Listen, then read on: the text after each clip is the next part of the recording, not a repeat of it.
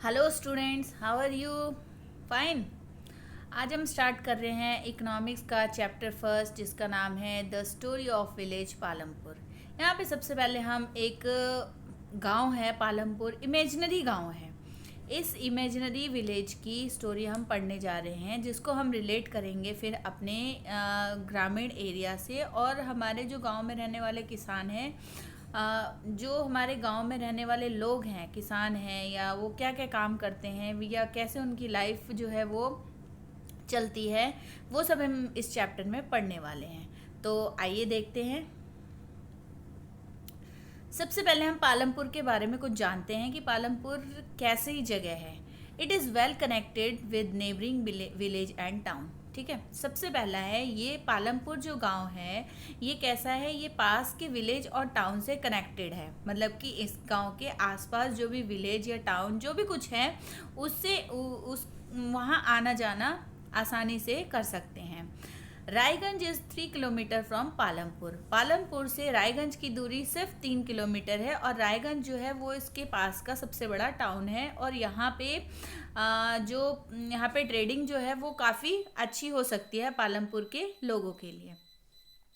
This village has about 450 families belonging to different caste. इस village में करीब करीब 450 फैमिलीज जो है वो रहती हैं अलग अलग कास्ट की। The 80 upper caste village own the major land in the village. आप देखो, इस गांव में जो 80% लोग हैं अपर कास्ट के, उनके पास लैंड की मेजोरिटी है। लैंड की मेजोरिटी से मतलब है यहाँ पे कि उनके पास ज़मीन जो है वो 80% लोगों के पास ज़्यादा से ज़्यादा ज़मीन है। Their houses are large and made up of brick with cement plaster. इनके जो घर हैं वो उससे बने हुए हैं, ब्रिक से बने हुए हैं, मतलब सीमेंटेड बने हुए हैं, और इनके घर जो हैं वो पक्के घर बने हुए हैं। The ACs comprise 1/3 of the population and live in corner of village in small house of mud and straw। और जो इस गांव के एसीज हैं, शेड्यूल कास्ट हैं, वो क्या है, उनकी पॉपुलेशन जो है वो 1/3 है। टोटल पॉपुलेशन का 1/3 जो है वो एसीज हैं। और ये जो है ये कहाँ रहते हैं, गांव के कॉर्नर में रहते हैं, गांव के लास्ट में बिल्कुल ये रहते हैं। इनके घर छोटे होते हैं और मड और स्ट्रॉ के बने होते हैं। It has 2 primary school and 1 high school. यहाँ पे पालमपुर गांव में एक प्राइमरी स्कूल है और 2 प्राइमरी स्कूल है और एक हाई स्कूल है। There is a primary health centre run by government and 1 private dispensary. यहाँ पे एक प्राइमरी हेल्थ सेंटर है जिसको गवर्नमेंट चलाती है, यानी कि सरकारी स्वास्थ्य केंद्र है, और एक प्राइवेट डिस्पेंसरी भी है। Palampur has fairly well developed system of roads, transport, irrigation, electricity, schools and health centre. अब पालमपुर जो है वो एक वेल डेवलप्ड, मैंने देखो शुरू में ही आपको बताया था, ये जो है ये एक वेल डेवलप्ड विलेज है। यहाँ पे पूरी तरह से सभी सुख सुविधाएं, मतलब कि सभी चीज़ें यहाँ पे अवेलेबल हैं। इसके बाद पालमपुर जो है यहाँ पे वेल डेवलप्ड सिस्टम रोड्स का भी है। रोड्स है, ट्रांसपोर्टेशन है, इरिगेशन है, इलेक्ट्रिसिटी है, स्कूल्स है और हेल्थ सेंटर है। ये सब कुछ जो है वो पालमपुर में पूरी प्रॉपर तरीके से है। That means Palampur is a well settled, well systemed and well developed village in India. Okay, तो ये तो स्टोरी थी बच्चों पालमपुर की, कि पालमपुर जो है वो कैसा गांव है, कैसा विलेज है, कैसा, मतलब कि एक इमेजिनरी गांव है जिसको इमेजिन किया गया है कि ये एक गांव जो है वो इस टाइप का होना चाहिए। चलिए आगे बढ़ते हैं। अब देखो, यहाँ पे मैंने एक चार्ट बनाया है। इस चार्ट में आप देख सकते हो द स्टोरी ऑफ पालमपुर, जो अभी पीछे मैंने आपको पढ़ाई। इस स्टोरी ऑफ पालमपुर से हमें कितनी चीज़ें देखने को मिलती हैं। सबसे पहले देखो लैंड डिस्ट्रीब्यूशन। सबसे पहले लैंड डिस्ट्रीब्यूशन है। लैंड डिस्ट्रीब्यूशन जो है वो किस किस के बीच में हो रखा है, small farmers, medium farmers, large farmers और लेबर्स। लेबर यानी लैंडलेस, इनके बीच में लैंड डिस्ट्रीब्यूशन है। दूसरा है नॉन फार्मिंग एक्टिविटीज़, मतलब बहुत से लोग, जो कुछ लोग तो एग्रीकल्चर में लगे हैं, इसके अलावा बहुत से लोग जो है वो नॉन फार्मिंग एक्टिविटी भी कर रहे हैं। नॉन फार्मिंग एक्टिविटी में क्या आता है, shops, manufacturing units, pot making, ये सब आते हैं नॉन फार्मिंग एक्टिविटी में। यानी कि जो लोग दुकान चलाते हैं, फार्मिंग तो नहीं कर रहे हैं वो, तो वो ये जो है ये नॉन फार्मिंग में आ गया। शॉप्स है, किसी किसी चीज़ की शॉप है। उसके बाद मैन्युफैक्चरिंग यूनिट्स है, यानी कि जो सामान बनाए जा रहे हैं, पॉट मेकिंग है, पॉट्स बनाए जा रहे हैं। इसके अलावा जो सर्विसेज है, सर्विसेज जैसे कि टीचिंग है, डॉक्टर है, स्कूल के टीचर्स हैं, डॉक्टर हैं, तो ये भी एग्रीकल्चर से रिलेटेड तो नहीं है। तो these activities are called non farming activities. चलिए अब नीचे आते हैं, फैक्टर ऑफ प्रोडक्शन। प्रोडक्शन के लिए कौन कौन से फैक्टर्स जो है वो रिस्पॉन्सिबल होते हैं। देखो ये चीज़ हम पहले भी पढ़ चुके हैं बच्चों, और यहाँ पे हम इस चीज़ को दोबारा पढ़ रहे हैं कि फैक्टर ऑफ प्रोडक्शन, किसी भी प्रोडक्शन के लिए जो फैक्टर्स हैं वो क्या क्या फैक्टर्स होते हैं। सबसे पहला देखो यहाँ पे लिखा है लैंड। लैंड जो है सबसे पहला प्रोडक्शन के लिए, लैंड जो है वो सबसे इम्पॉर्टेंट फैक्टर है, क्योंकि प्रोडक्शन तभी होगा जब हमारे पास ज़मीन होगी। दूसरा है लेबर। अब लैंड भी हो गई, लैंड के बाद हमें सबसे जो दूसरी चीज़ जो इम्पोर्टेंट फैक्टर है वो क्या है, लेबर।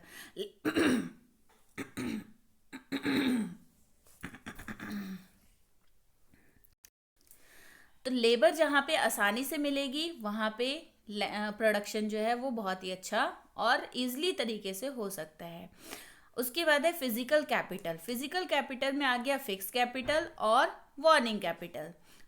यानी कि फिजिकल कैपिटल मीन्स जो आप प्रोडक्शन कर रहे हैं, उसका इंफ्रास्ट्रक्चर क्या है, उसकी कहाँ से उसकी चीज़ें आ रही हैं, उसमें कितना आप पैसा लगा रहे हैं, ये सारी चीज़ें फिजिकल कैपिटल में आ जाती हैं। और ह्यूमन कैपिटल मीन्स लेबर।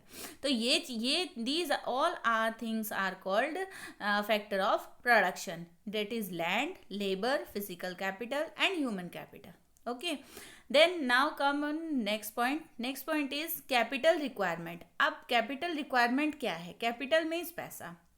आपको पता है कि किसी भी चीज़ को चलाने के लिए पैसे की बहुत ज़रूरत होती है। मतलब इवनली इसमें प्रोडक्शन में तो मनी जो है या इनका इंफ्रास्ट्रक्चर जो है ये बहुत इंपॉर्टेंट रोल प्ले करता है। तो हम कैपिटल रिक्वायरमेंट में देखते हैं सेव मनी में लार्ज एंड मीडियम फार्मर्स।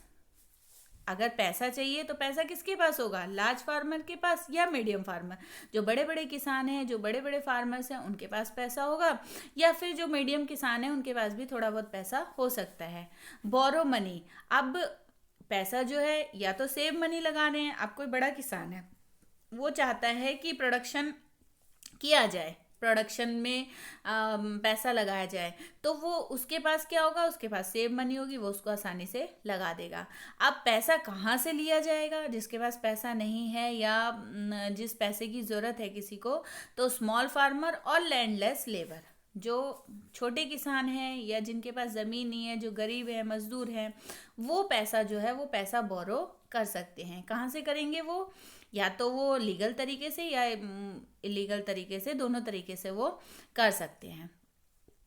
उसके बाद आगे हम आते हैं मॉडर्न मेथड देखो क्या क्या है। ये सब इस गांव की कहानी बताई जा रही है कि इस गांव में जो विलेज ऑफ पालमपुर की जो स्टोरी अभी मैंने आपको बताई, उस विलेज ऑफ पालमपुर की कहानी से क्या क्या फैक्टर्स जो हैं वो सामने आ रहे हैं।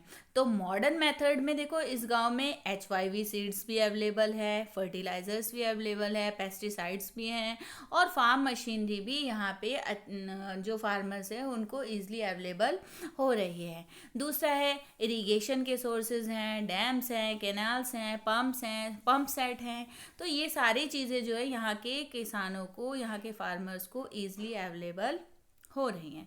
तो ये पूरा चार्ट जो है, ये पूरा चार्ट आपको स्टोरी ऑफ पालमपुर के लिए बहुत इम्पॉर्टेंट है, और आपको इस चार्ट के थ्रू आपको स्टोरी आराम से पता चल जाएगी। आप चाहें तो इसका स्क्रीनशॉट ले सकते हैं, और चाहे तो आप इसको अपनी नोटबुक में बना भी सकते हैं। ये चार्ट बना करके आप पूरी, कभी कभी देखो बच्चों क्या आता है एग्जाम में, स्टोरी ऑफ पालमपुर पे क्वेश्चन आ जाता है, और मैक्सिमम क्वेश्चन आता ही है। कभी 1 नंबर में भी आता है, कभी 2 नंबर में भी आता है, कभी 5 नंबर में भी आता है। तो अगर 5 नंबर के क्वेश्चन में आप ये पूरा चार्ट बना दोगे और कुछ नहीं भी लिखोगे, तब भी आपके 2-3 नंबर आराम से आ जाएंगे। और थोड़ा सा अगर आप 2-4 पॉइंट लिख देते हो तो that is very good to carry marks. चलिए आगे बढ़ते हैं। Organisation of production. अब प्रोडक्शन के लिए क्या क्या प्रोडक्शन के लिए किन किन चीज़ों की ज़रूरत होती है, अभी देखो मैंने पीछे भी पढ़ाया, वही चीज़ें यहाँ पे आ रही हैं। The aim of production is to produce goods and service that we want. There are 4 requirement for production. Production किसे कहते हैं? सबसे पहले तो आपको ये जानना ज़रूरी है कि प्रोडक्शन होता क्या है। प्रोडक्शन मतलब प्रोड्यूस गुड्स एंड सर्विस, किसी भी चीज़ को बनाना। बनाने का मतलब देखो, अब बच्चों किसानों ने अनाज उगा दिया खेतों में, अब वो खेतों का अनाज जो है वो कहाँ जाएगा? अनाज गया मिल में। अब मिल में जाकर के उस अनाज का क्या हुआ? उसका आटा बना। वो आटा कहाँ तक आया? आपके घरों तक आया। तो वो आटा जो बना, गेहूं से आटा बनाने का प्रोसेस जो था, दैट इज कॉल्ड प्रोडक्शन, उसको कहा जाता है प्रोडक्शन। अब उसी आटे से बहुत सारी चीज़ें बनी, उस आटे से ब्रेड बनी, उस आटे से बिस्किट बने, उस आटे से बेकरी का आइटम बना, बहुत सारी चीज़ें बनी। तो these all are called production. तो इन चीज़ों को हम कहते हैं प्रोडक्शन। तो ये सारी चीज़ें जो है ये सब प्रोडक्शन की कैटेगरी में आती है। अब इस प्रोडक्शन के लिए जो रिक्वायरमेंट चीज़ें हैं वो क्या क्या है? वो रिक्वायरमेंट चीज़ें हैं, 4 चीज़ें इसकी रिक्वायरमेंट है। सबसे पहला है land and natural resource such as water, forest और मिनरल। सबसे पहला मैंने आपको पहले भी अभी पीछे भी बताया था जो पालमपुर की स्टोरी में, कि जो प्रोडक्शन का सबसे इंपॉर्टेंट फैक्टर है this it is called land. Land जब तक नहीं होगा तब तक प्रोडक्शन की कल्पना करना भी पॉसिबल नहीं है। तो लैंड और नेचुरल रिसोर्स जैसे कि वाटर, फॉरेस्ट, मिनरल, पानी चाहिए। अब कैसा भी प्रोडक्शन होगा उसमें वाटर जो है वो बहुत ज़रूरी है, फॉरेस्ट ज़रूरी है। तो ये सब नेचुरल रिसोर्सेज हैं जो कि प्रोडक्शन में यूज़ होते हैं। नेक्स्ट जो पॉइंट है वो है बच्चों लेबर। लेबर देखो, people who can perform all the work, जो प्रोडक्शन में लोग जुड़े हुए हैं, ये जो प्रोडक्शन के में काम करने वाले लोग हैं, these are in this category, labour category. तो लेबर से मतलब ये है कि जितने भी लोग इसमें प्रोडक्शन में काम करने वाले हैं, तो it is also a important factor. अब लेबर जो है वो 2 तरह की लेबर होती है, ये आपको पता है, स्किल्ड लेबर और non skilled labour. Skilled labour कौन होती है? Some activities require highly educated labour to perform necessary task. कुछ लोग ऐसे होते हैं जो एक पर्टिकुलर प्रोफेशन में मास्टर्स होते हैं, और कुछ लोग ऐसे होते हैं जिनको आप बता दोगे कि आपको इतना काम करना है तो वो उतना ही काम करेंगे। तो इनको जिनको जो किसी पर्टिकुलर फील्ड में मास्टर्स हैं वो those are called skilled labour, और जिनको आपने बता दिया जितना काम करना है तो that are called non skilled labour. अब स्किल्ड लेबर में देखो मैं एग्जांपल देना चाहूँगी, जैसे कि अब हमारे घर में क्या होता है, हमारे घर में कुछ छोटी मोटी चीज़ें हो जाती हैं, कुछ छोटी मोटी जैसे कहीं से तार टूट गई, पंखा नहीं चल रहा है। सपोज करो आप गर्मियाँ हैं और आपका पंखा नहीं चल रहा है, तो आपके घर में पापा हैं, बड़ा भाई है, वो क्या करेगा? खोल खोल के देखने लगेगा पंखे को कि कहीं ठीक हो जाए, हमें मैकेनिक ना बुलाना पड़े, पैसा ना लगाना पड़े। बट जो ठीक कर रहा है आपके घर में आपके पापा हैं, आपके भैया हैं, क्या उनको प्रॉपर टेक्निक दी गई है? क्या उनको प्रॉपर ट्रेनिंग दी गई है? नहीं दी गई है। वो तो जस्ट ऐसे इमेजिन कर रहे हैं कि कहीं से कोई तार जोड़ देंगे तो पंखा जो है शायद वो चल जाए। तो जो ऐसे लोग होते हैं जिनको पता नहीं है लेकिन फिर भी वो लगे हुए हैं, कोशिश कर रहे हैं, तो ये आते हैं नॉन स्किल्ड लेबर की कैटेगरी में। और जो स्किल्ड लेबर होते हैं, अब उसी पंखे को ठीक करने के लिए आप मैकेनिक को बुलाते हो, इलेक्ट्रिशियन को बुलाते हो, तो वो इलेक्ट्रिशियन जो है वो है स्किल्ड लेबर, यानी कि उसको अपनी फील्ड में मास्टरी मिली हुई है, उसको पता है कि इसका कौन सा तार छेड़ना है और किससे ये ठीक हो जाएगा। तो जो पर्टिकुलर लाइन में मास्टर्स हैं, यानी कि वो काम अच्छे से कर सकते हैं, तो उनको स्किल्ड लेबर कहते हैं। और जिनको कुछ नहीं आता पता, उनको वो सब काम में फिट हो जाते हैं, तो उनको कहते हैं नॉन स्किल्ड लेबर। तो ये प्रोडक्शन में बच्चों देखो, प्रोडक्शन में स्किल्ड लेबर की भी ज़रूरत होती है और नॉन स्किल्ड लेबर की भी ज़रूरत होती है। कैसे? अब देखो प्रोडक्शन में बहुत सारी चीज़ें ऐसी हैं जो, जैसे अभी मैंने इलेक्ट्रिशियन बताया, इलेक्ट्रिशियन की ज़रूरत है। बट नॉन स्किल्ड लेबर में मज़दूर आ गए, अब मज़दूरों की भी ज़रूरत है। भाई सामान बाहर आ रहा है, रॉ मटेरियल बाहर आ रहा है, बाहर गाड़ी से उठा करके उसको अंदर लाना है, तो ये सब काम नॉन स्किल्ड लेबर जो है वो करती है। तो ये कुछ फैक्टर्स थे जो कि प्रोडक्शन को ऑर्गेनाइज करने के लिए बहुत इंपॉर्टेंट रोल प्ले करते हैं। चलिए आगे बढ़ते हैं। Physical capital.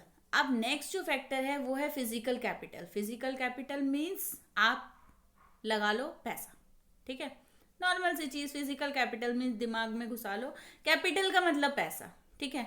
अब उसमें फिक्स कैपिटल, वर्किंग कैपिटल, कुछ भी ह्यूमन कैपिटल, सब कुछ उसमें आ सकता है। तो the variety of input required at every stage during production. तो इसमें फिजिकल कैपिटल में क्या आ गया कि वो चीज़ें, वो टूल्स, वो इनपुट्स, वो मशीनरी जिससे कि प्रोडक्शन का काम जो है वो किया जाएगा, या प्रोडक्शन में जिनकी मदद ली जाएगी। तो इसमें कुछ चीज़ें हो गई फिक्स कैपिटल और कुछ हो गई वर्किंग कैपिटल। अब फिक्स कैपिटल कौन सी होती है? It can be used in production over many years, tools, machine building. Fix capital means जो कि फिक्स हो गई है, एक बार उसको लगा दिया तो वो चलती ही रहेंगी, जैसे कि मशीनें हो गई, टूल्स हो गए हैं, बिल्डिंग जो इंफ्रास्ट्रक्चर बना हुआ है वो सब, तो ये सालों साल चलती रहती हैं। और वर्किंग कैपिटल जो है वो क्या होती है? A variety of raw material and some money raw material as seeds, chemical etcetera are working capital. तो ये चीज़ें जो होती है वर्किंग कैपिटल जो होती है, वर्किंग कैपिटल ऐसी चीज़ें होती हैं जैसे कि रॉ मटेरियल है, सीड्स है, जो कि बार बार यूज़ होती रहती हैं। उसके अलावा है ह्यूमन कैपिटल, ये था फिजिकल कैपिटल। अब आ गया human capital. It include knowledge and enterprise to be able to put together other 3 requirement. ये 3 रिक्वायरमेंट जो थी इसके बारे में, नॉलेज यानी कि अब वर्किंग कैपिटल जो है, कहाँ से रॉ मटेरियल आएगा, कहाँ से पैसा आएगा, कहाँ से कौन सा केमिकल हम इसमें यूज़ करेंगे, तो इसकी नॉलेज। और फिक्स कैपिटल, अब मशीन है, मशीन लग गई तो मशीन कैसे चलेगी, तो इन सब की नॉलेज के लिए ह्यूमन कैपिटल की भी ज़रूरत होती है। Every production is organised by combining land, labour, physical capital and human capital which are known as production. इन सब फैक्टर्स को अगर आप एक साथ इकट्ठा कर दो तो दैट इज कॉल्ड प्रोडक्शन। इसे ही प्रोडक्शन कहा जाता है। देखो यहाँ पे मैंने एक चार्ट बनाया है, आपको दिख रहा होगा नीचे, देखो इस चार्ट में देखो ऑर्गेनाइजेशन ऑफ प्रोडक्शन के मैंने फैक्टर्स जो है वो एज अ फ्लो चार्ट मैंने यहाँ पे आपको दिखाने की कोशिश की है। ये भी फ्लो चार्ट अगर आपको आ जाता है एग्जाम में क्वेश्चन कि what are the factors of production, तो आप इसमें आराम से ये चार्ट बना सकते हो। ये चार्ट बना करके बच्चों देखो, जो टीचर होता है, जो एग्जामिनर होता है, उसके पास इतना टाइम नहीं होता है कि वो आपके हर पॉइंट को और हर वर्ड को पढ़े। तो अगर आप क्वेश्चन में इस तरीके से आंसर को लिखने की कोशिश करोगे तो टीचर की नज़र जो है वो एकदम से आपकी इस फ्लो चार्ट पे जाएगी। देखो अभी आपको ये स्लाइड दिख रही होगी, इस स्लाइड में जो ऊपर पॉइंट्स लिखे हुए हैं आपकी नज़र उस पॉइंट्स पे नहीं गई होगी, आपकी नज़र सीधे फ्लो चार्ट पे गई होगी। तो सेम यही प्रोसेस होता है टीचर्स के सामने। जब टीचर आपका इवैल्यूएशन करते हैं तो उस टाइम पे उसकी नज़र सीधे गई और उसको लगा कि बच्चे ने फ्लो चार्ट बना रखा है, दैट मीन्स उसको कुछ ना कुछ नॉलेज है, तो वो नॉलेज वो जज कर लेगा, तो आपको काफ़ी अच्छे नंबर मिल सकते हैं। इससे आपकी परफॉर्मेंस भी अच्छी हो सकती है। तो देखो यहाँ पे एक रिव्यू टाइप का करते हैं। ऑर्गेनाइजेशन ऑफ प्रोडक्शन, देखो इसके लिए कौन कौन सी चीज़ें इंपॉर्टेंट थी? लैंड, लेबर, फिजिकल कैपिटल और ह्यूमन कैपिटल। चलिए आगे बढ़ते हैं। अब ये देखो, ये हमने एक पालमपुर गांव की छोटी सी पिक्चर बना रखी है, दिख रहा है आपको? इसमें देखो लोग क्या क्या कर रहे हैं। जो लेडीज़ हैं वो अपने घर का काम कर रही हैं, अपने बच्चों को पाल रही हैं। जो वो है किसान है, वो देखो बैलों को लेके जा रहे हैं। छोटे छोटे घर हैं, मड वाले घर हैं, मड और स्ट्रॉ के बने हुए घर हैं। मतलब गांव का एक सीन जो है वो यहाँ पे आपको दिखाने की कोशिश की गई है। चलिए आगे बढ़ते हैं। Farming in Palampur. अब पालमपुर की फार्मिंग जो है उसके बारे में देखते हैं। लैंड इज फिक्स्ड, लैंड तो फिक्स है, आपको पता है भाई, ज़मीन फिक्स है, ज़मीन जो है वो इधर उधर नहीं जाएगी। Farming is the main occupation in Palampur and 75% people are dependent on farming for their livelihood. They can be farmers और फार्म लेबर्स। अब फार्मिंग जो है पालमपुर गांव का सबसे मेन ऑक्यूपेशन है। जैसे कि देखते हो ग्रामीण हमारे जो लोग हैं वो ज़्यादातर गांव में रहते हैं, और गांव में रहने वाले लोग जो हैं वो मैक्सिमम लोग फार्मिंग पे डिपेंडेंट होते हैं। तो फार्मिंग जो है वो पालमपुर का मेन ऑक्यूपेशन है, और करीब करीब यहाँ के 75% पीपल्स जो हैं are farmers and they are dependent on farming. They can be farmers और फार्म लेबर्स, ये या तो फार्मर्स हैं या फिर ये फार्म लेबर्स है जिनके पास अपनी ज़मीन नहीं है, अपनी प्रॉपर्टी नहीं है, तो those people are called farm labours, यानी कि वो दूसरे की ज़मीनों में काम करते हैं। But since 1960 there is no expansion in land area under cultivation. अगर आप देखें 1960 में, तो यहाँ पे कोई एरिया जो है कल्टिवेशन के लिए कोई एक्सपेंशन नहीं है यहाँ पे एरिया में। Therefore some wasteland has been converted to cultivate land and now there is no further scope to increase land area under cultivation.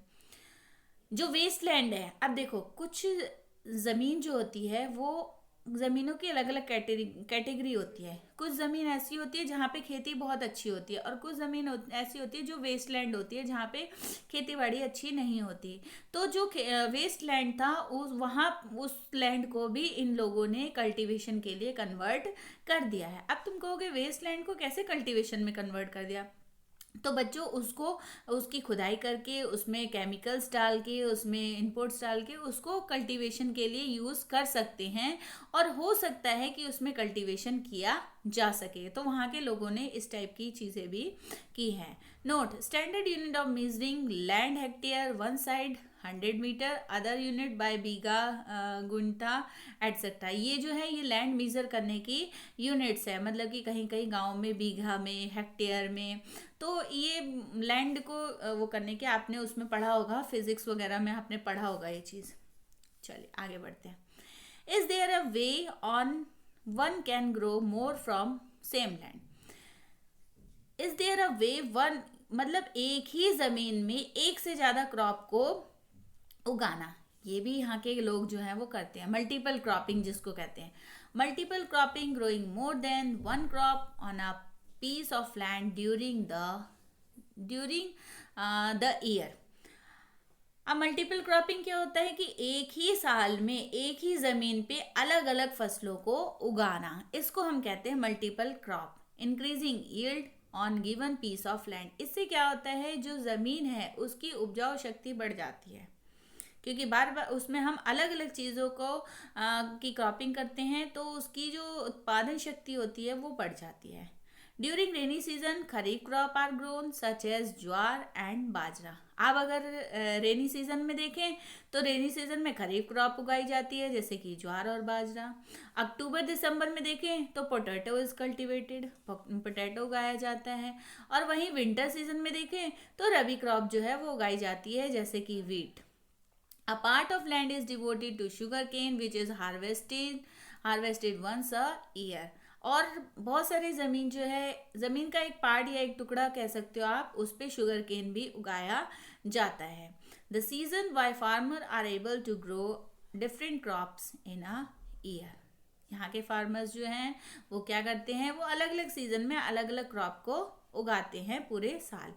Electricity came earlier to Palampur. Palampur में इलेक्ट्रिसिटी भी आ चुकी है। देखो मैंने शुरू में ही आपको बताया था Palampur is a developed village, यानी कि वेल डेवलप्ड विलेज, पूरी तरह से डेवलप्ड है।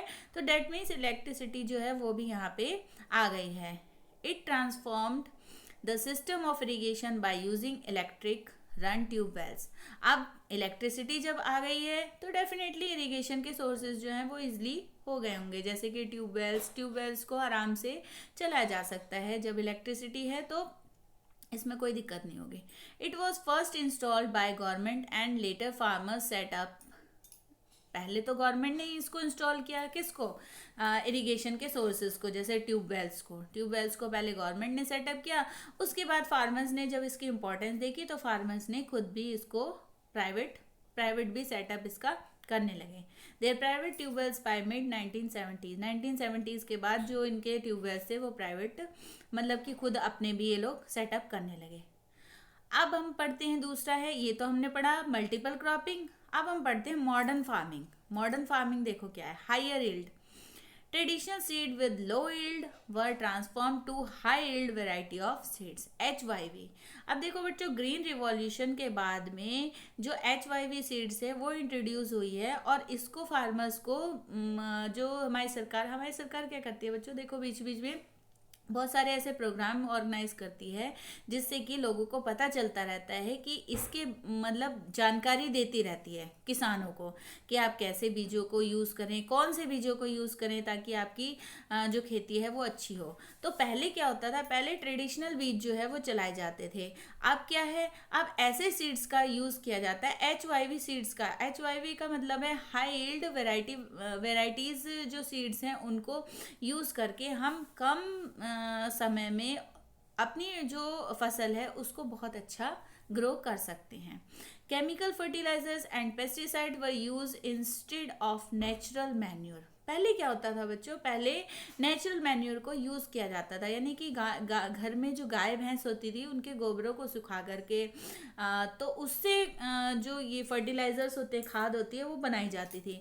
बट मैंने कहा जैसे कि अभी ग्रीन रिवॉल्यूशन के बाद में बहुत सारे ऐसे प्लान्स आए हैं, सरकार ने किए हैं जो कि किसानों के लिए बहुत फ़ायदेमंद हुए हैं। तो इसमें अब केमिकल फर्टिलाइजर्स और पेस्टिसाइड्स का यूज़ भी इसमें इन्वॉल्व है। It was first use by Punjab, Haryana and western Uttar Pradesh. ये जो सबसे पहले है HYV सीड्स या फर्टिलाइजर्स पेस्टिसाइड, इनका सबसे पहले यूज़ जो है पंजाब, हरियाणा और वेस्टर्न उत्तर प्रदेश में किया गया था। आपको पता है हमारे देश की मैक्सिमम जो एग्रीकल्चर हमारे देश का होता है वो इन्हीं एरिया से किया जाता है। Machines were use as tractors and threshers which made ploughing easily. अब मशीनों का यूज़ होने लग गया है। पहले आप देखते होंगे, बहुत काफ़ी पहले की बात है, खेतों को हलों से जोता जाता था, हल और बैल का यूज़ किया जाता था खेत को ग्रो करने के लिए। लेकिन जैसे जैसे हमारे मॉडर्न जनरेशन आई तो अब क्या है, अब ट्रैक्टर्स का यूज़ करने लगे, थ्रेशिंग मशीन्स का यूज़ करने लगे। इसके द्वारा क्या होता है, प्लगिंग जो है वो बहुत ईजिली और बहुत कम समय में बहुत ही आसानी तरीके से हो जाती है।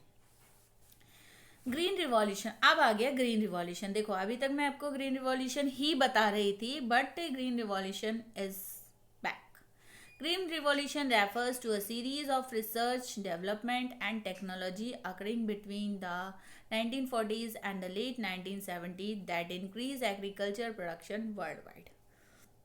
अभी मैंने आपको बताया ग्रीन रिवॉल्यूशन जब से इंट्रोड्यूस हुआ है बच्चों, तब से लेकर के हमारे देश में एग्रीकल्चर के फील्ड में बहुत ज़्यादा इम्प्रूवमेंट हुए हैं। नई नई टेक्नोलॉजी इंट्रोड्यूस हुई है, नए नए डेवलपमेंट हुए हैं, बहुत सारे ऐसे रिसर्च किए गए हैं।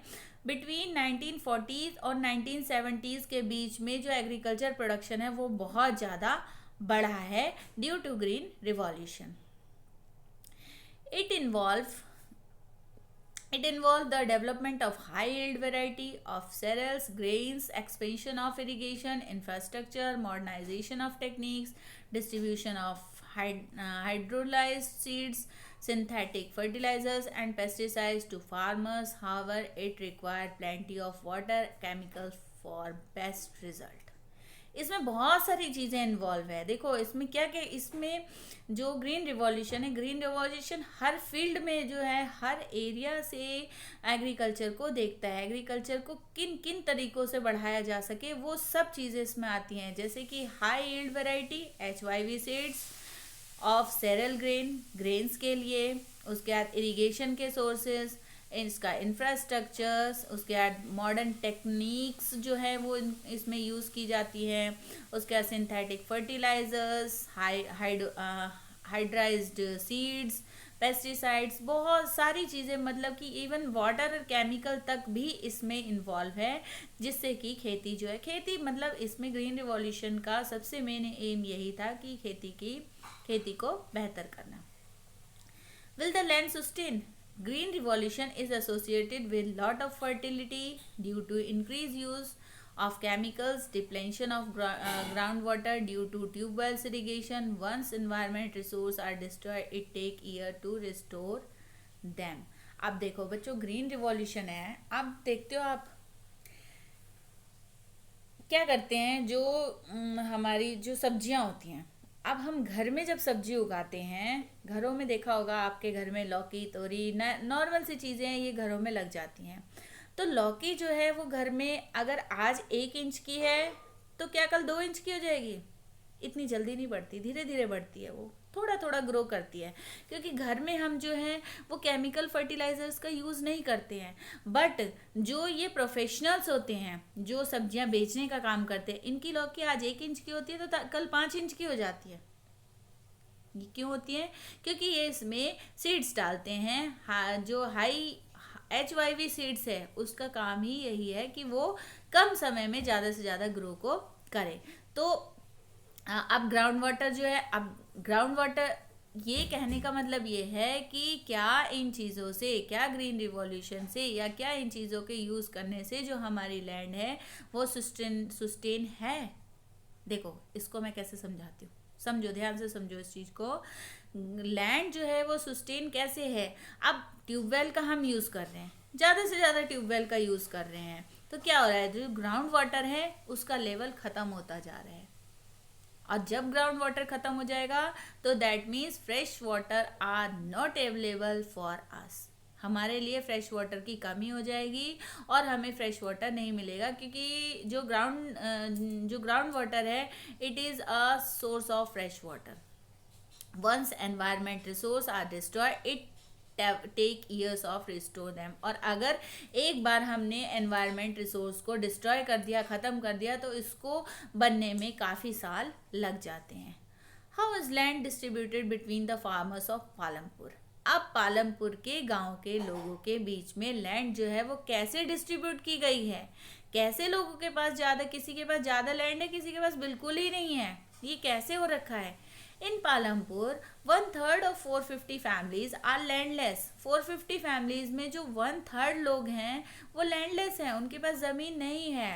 And remaining families have less than 2 hectare of land. और बहुत सारे ऐसे लोग हैं इनके पास तो ज़मीन नहीं है 1/3 के पास, बाकी जो लोग हैं उनके पास 2 हेक्टेयर से भी कम ज़मीन है of land, while some medium and large farmer have more than 2 hectare of land. और बहुत सारे फार्मर ऐसे हैं जिनके पास 2 हेक्टेयर से भी ज़्यादा ज़मीन है। तो ज़मीन का जो लैंड डिस्ट्रीब्यूशन है वो यहाँ पे इक्वल नहीं है। यहाँ पे कुछ जो गरीब लोग हैं उनके पास या तो ज़मीन नहीं है या है तो बहुत कम है, कुछ के पास 2 हेक्टेयर से कम है और कुछ के पास 2 हेक्टेयर से ज़्यादा है। तो ये है यहाँ का land distribution. Who will provide the labour? अब लेबर कौन देता है? लेबर कहाँ से आती है भाई?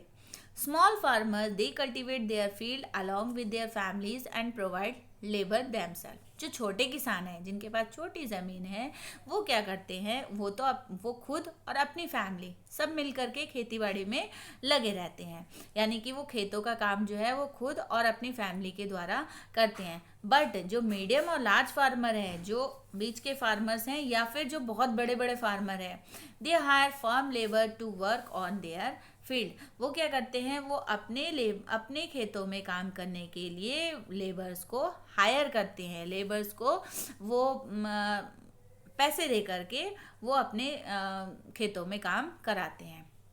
अब फार्म लेबर देखो, फार्म लेबर क्या होती है? कम फ्रॉम लैंडलेस फैमिलीज और families cultivated small plot of land.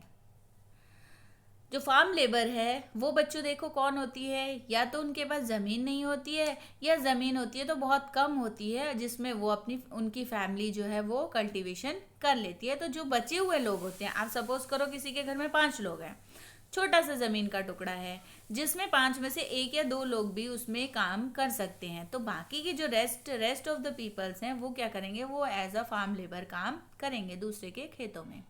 Wages are paid in cash और in any kind as crop. इनको जो पैसे दिए जाते हैं वो पैसे कैश में भी दिए जाते हैं या फिर इनको किसी क्रॉप के रूप में भी दिए जाते हैं। किसको? फार्म लेबर्स को।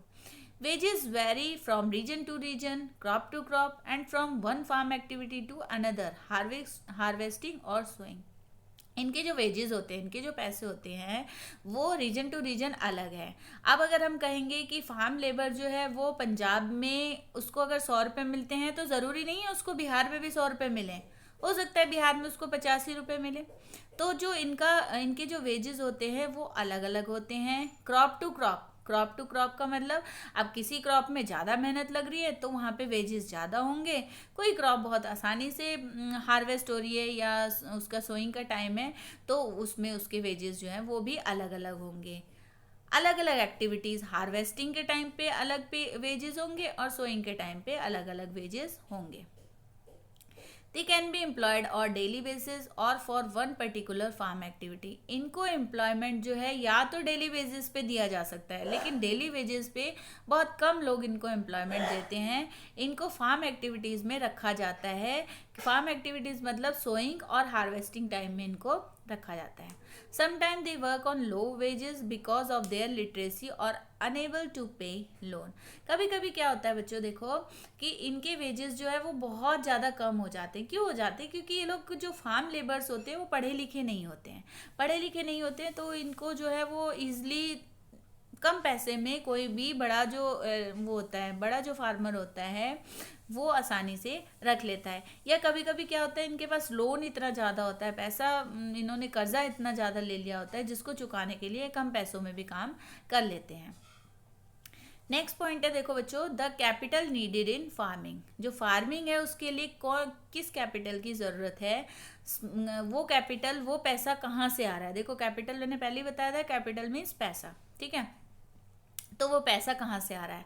Small farmers borrow money from large farmer और मनी लैंडर। जो छोटे किसान हैं वो पैसा कहाँ से लाते हैं? वो या तो बड़े किसानों से लेते हैं या जो मनी लैंडर्स हैं या जो जैसे साहूकार टाइप के जो लोग हैं उनसे लेते हैं। But unable to repay the because of high tax rate.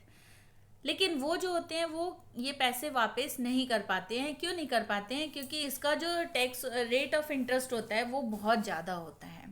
अब भाई किसी के पास पैसे लेने जा रहे हैं, किसी मनी लेंडर के पास या किसी लार्ज फार्मर के पास, तो वो क्या करेगा? वो तो अपने मन चाहे रेट पे इनको पैसा देगा।